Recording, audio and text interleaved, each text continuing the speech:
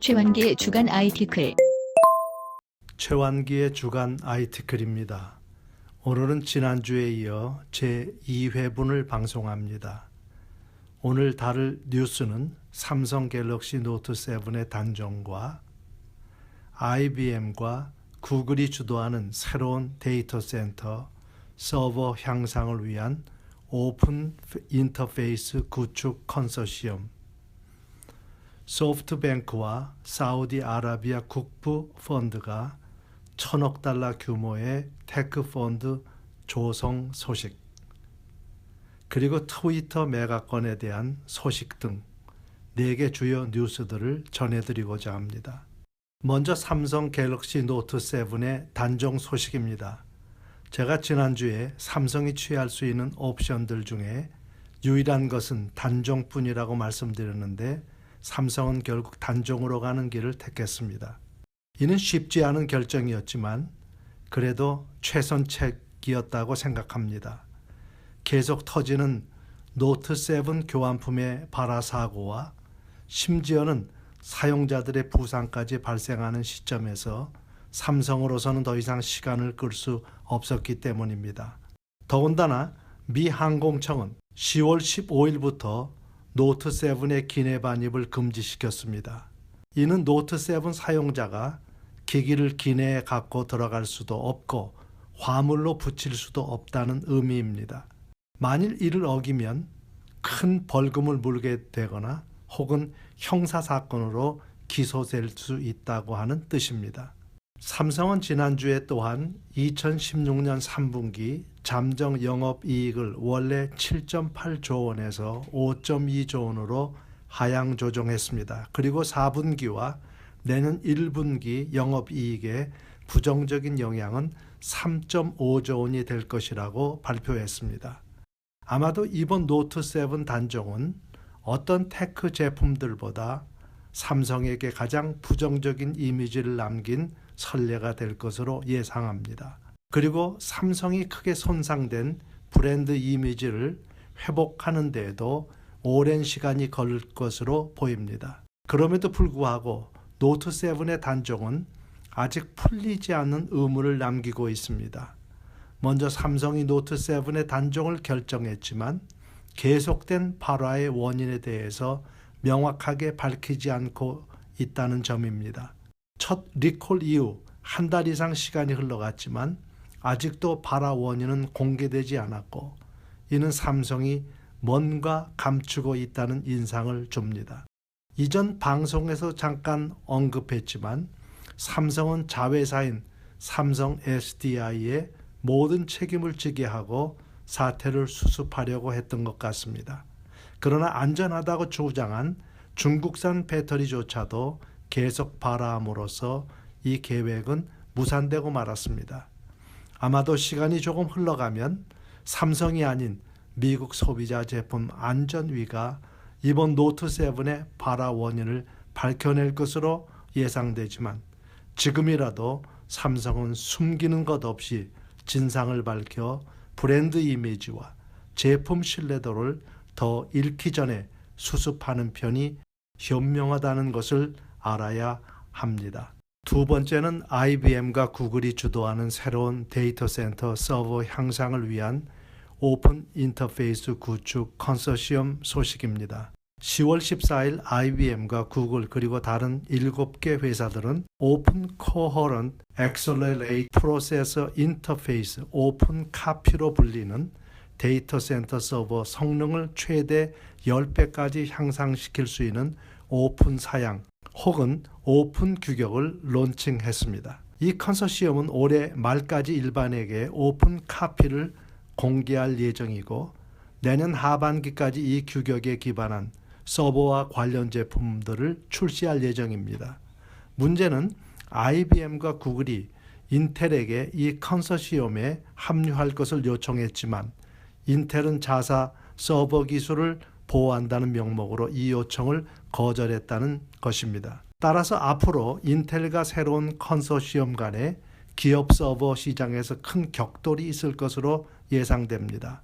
새 컨소시엄에는 인텔의 경쟁업체인 AMD는 물론 메이저 고객들인 델과 EMC와 HP와 멜라녹스 테크놀로지, 마이크론 테크놀로지, 엔비디아, 엑스린스가 참여했습니다. 올해 말부터 인텔은 홀로 IBM, 구글, AMD, 델, HP, 엔비디아 등 테크 거대 회사들과 싸워야 될 입장에 처해 있습니다. 세 번째는 소프트뱅크와 사우디아라비아 국부 펀드가 1,000억 달러 규모의 테크 펀드를 조성했다는 소식입니다. 소프트뱅크 설립자 겸 CEO 손정희는 투자의 귀재로 알려져 있습니다. 그는 2000년 무명의 알리바바의 설립자 마윈을 만나서 그의 사업 계약을 듣고 당시 거금인 2천만 달러를 투자했습니다. 그는 알리바바에 2천만 달러를 투자하는 대신 일정 지분을 확보해 알리바바의 최대 주주가 되었습니다. 그리고 매년 알리바바 주식을 늘렸습니다. 2014년 8월 알리바바 상장 직전까지 손정희의 지분은 34.4%가 되었고 상장으로 인해서 그의 지분은 32%가 되었습니다. 그의 알리바바 투자는 전설적인 것으로 2,000배 이상의 수익을 남긴 것으로 알려졌습니다. 그러나 2013년 미국 통신사 스프린트의 인수로 인한 부채 때문에 손정희는 올해 알리바바 지분 중 약 79억 달러 상당의 주식을 매각했습니다. 따라서 그의 알리바바 지분은 28%로 줄어들었습니다. 원래 손정희의 계획은 올해까지만 CEO직을 맡고 내년에는 60세를 맞이해 은퇴한 후 후계자로 내정했던 전 구글 임원 니케시 오로라에게 인계하기로 되어 있었습니다. 그는 오로라를 자신의 후계자로 삼기 위해 최고 연봉을 지불하고 그를 영입했습니다. 그러나 올해 6월 손정희는 갑자기 그의 계획을 번복하고 자신의 건강이 뒷받침하는 한 CEO직에서 물러나지 않겠다고 선언했습니다. 오로라는 급작스럽게 사장직에서 사임하게 되었습니다. 그리고 손정희는 올해 7월 영국 칩 디자인 업체 ARM을 35조 원에 인수했습니다. 이는 브렉시트로 인해 일본 엔화가 절상하고 영국 파운드화가 절하한 절묘한 시기에 성사되었고 또 한 번 손정희의 승부사 기질을 볼 수 있는 단면이라고 생각합니다. 또한 손정희는 금주 10월 15일 아라비아 국부 펀드와 함께 1,000억 달러 규모의 테크 펀드를 조성한다고 발표했습니다. 이는 소프트뱅크가 더 이상 통신사에 머무르지 않고 테크 투자 회사로 이동한다는 야심찬 계획을 보여주는 단면입니다. 손정희는 총 1,000억 달러 펀드 중에서 250억 달러를 투자하기로 했고 이 펀드의 명칭도 소프트뱅크 비전 펀드로 결정했습니다. 이제 손정희가 과연 어떤 분야에 투자할 것인가? 그리고 투자하는 스타트업들은 과연 어떤 회사들인가 귀추가 주목됩니다.